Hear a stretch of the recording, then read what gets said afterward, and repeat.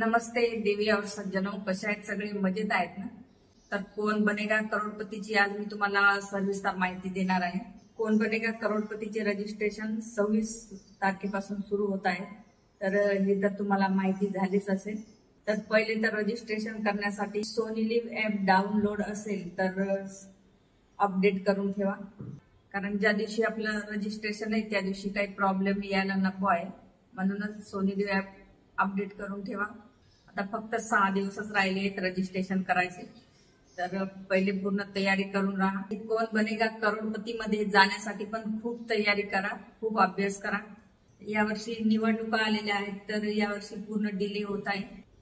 आणि गेल्या वर्षी तर ज्यांना कॉल आले होते रजिस्ट्रेशनसाठी तर त्यांना मुंबईमध्ये बोलवलं होतं किंवा आपल्या गावाच्या जवळपास जे सेंटर पडतंय तिथे बोलवलं होतं। 2 वर्ष कोरोना होता तर घरूनच ऑडिशन घेतलं होतं। आता यावर्षी पण सेंटरवरच बोलवतील, तर यावर्षी पूर्ण तयारीत राहा। नाहीतर हर वर्षी पहिले व्हिडिओ ऑडिशन घ्यायचे, त्याच्यानुसार कॅन्डिडेटला सिलेक्ट करायचे। पण गेल्या वर्षी सगळ्यात अगोदर जीके टेस्ट घेतला होता आणि जीके टेस्ट मध्ये ज्यांचे 16, 17, 18 असे क्वेश्चन बरोबर होते त्यांना सिलेक्ट केलं आणि बाकीच्यांना तिथूनच घरी पाठवलं होतं।